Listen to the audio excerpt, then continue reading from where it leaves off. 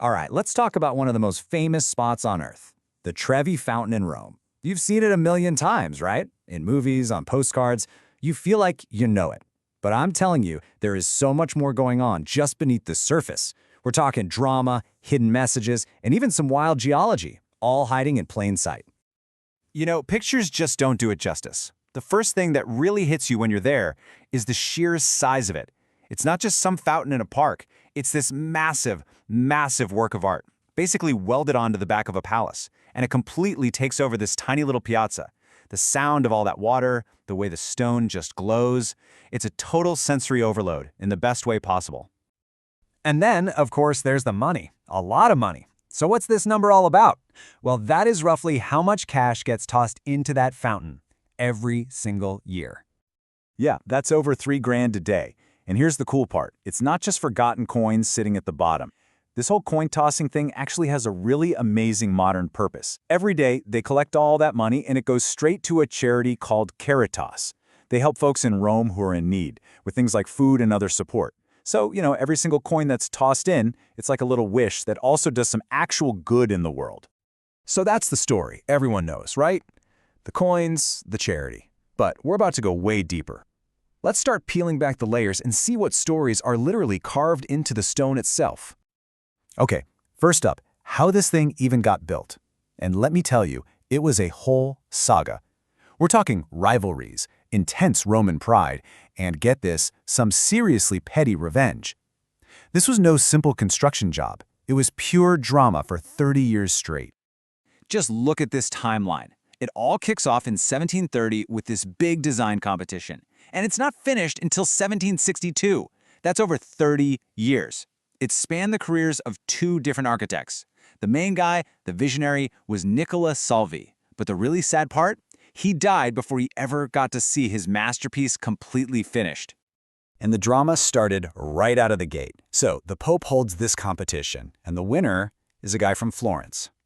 Well, the people of Rome absolutely lost their minds. A Florentine designing their big new fountain. No way.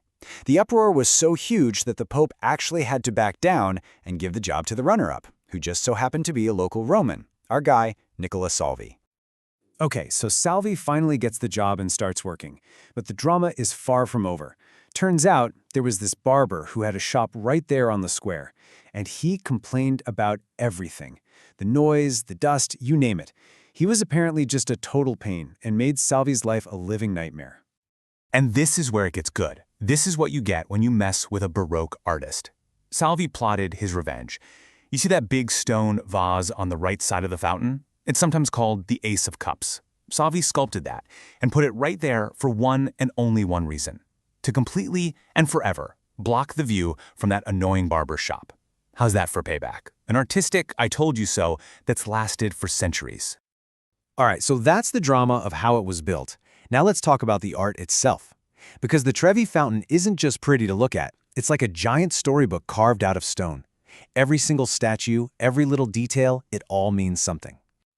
So that big guy in the middle, everyone thinks it's Neptune, right? Well, plot twist, it's not. It's actually Oceanus. He's an older, more powerful Titan, a primordial god who represents all the water in the world.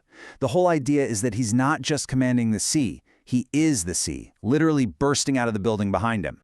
Now, look to either side of Oceanus. You've got his attendants, these two Tritons, and they're each wrangling a hippocamp. That's a cool name for a half-horse, half-fish creature. But check out the difference. The guy on the left is struggling. His horse is all wild and agitated. That's the rough, stormy sea. Then look to the right. That Triton is calm, his beast is peaceful. That's the tranquil side of the ocean. It's this beautiful balanced picture of the two faces of the sea. Okay, now look in those alcoves on the sides. See the two female statues? The one on the left, holding the horn full of fruit, that's abundance. And on the right, the one with the snake drinking from a cup, that represents salubrity, which is just a fancy word for health. So the message is pretty clear, right? The water from this fountain brings both wealth and health to Rome. And if you look up above those statues, you'll see some carvings that tell a really old story. This goes way back to the fountain's origins. It's the legend of the Aqua Virgo, the virgin water. The story goes that a young girl showed some thirsty Roman soldiers where to find a clean spring of water. That spring became the source for an aqueduct that has been bringing fresh water to Rome for more than 2,000 years. And it's that same aqueduct that feeds the fountain today.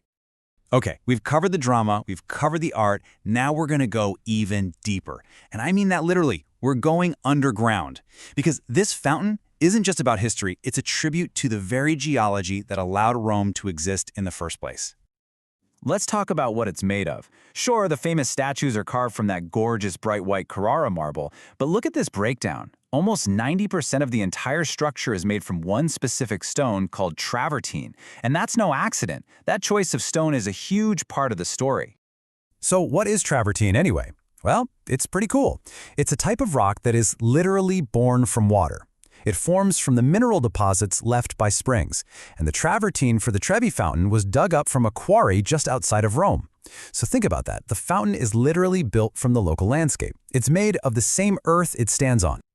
This is wild. If you could somehow just dig a hole straight down in the middle of the piazza, you'd travel through time. The paving stones you're standing on, volcanic lava. Keep digging, and you go through layers and layers of human junk, 2,000 years of history. Go even deeper, and you'd find where the Tiber River used to flow, a channel 60 meters wide, and below that, sandstone, from a time when all of Rome was the bottom of the ocean. So what does all this mean? It means the Trevi Fountain isn't just a monument on the land, it is the land. It's like a living museum of geology. The volcanic rock at your feet, the travertine stone it's made of, the very water flowing through it, it's all connected. It's all a direct result of the incredible geological forces that created this whole region. Okay, wow, that's a lot of deep history and geology. So let's bring it back to today. If you're actually planning to go see it, what's the best way to experience all this magic for yourself? Okay, pro tip number 1, do not go in the middle of the day. Seriously, it's an absolute zoo. If you want that magical, unforgettable moment, you have to go either super early, like as the sun's coming up, or really late at night. The crowds are gone, and the whole thing is lit up. It's just breathtaking. And hey, if you're going to do the coin toss, you got to do it right. There's a proper technique. Here's the deal. Stand with your back to the fountain, coin in your right hand, and you toss it over your left shoulder. That, according to legend, is how you make sure you'll come back to Rome one day. I just love this quote from the author Nathaniel Hawthorne. He talked about the untamable water, sporting by itself in the moonshine, and he just nails it. At night, it stops being just a sculpture. It feels alive, like this powerful breathing thing, especially when you get a quiet moment alone with it. You know, the Trevi Fountain is such a great reminder that even the most famous landmarks in the world have these incredible hidden stories of drama, art, and even the planet itself. And it kind of makes you wonder, right? What hidden stories are just sitting there waiting to be found in the places you walk past every single day? Something to think about. Thanks for joining me.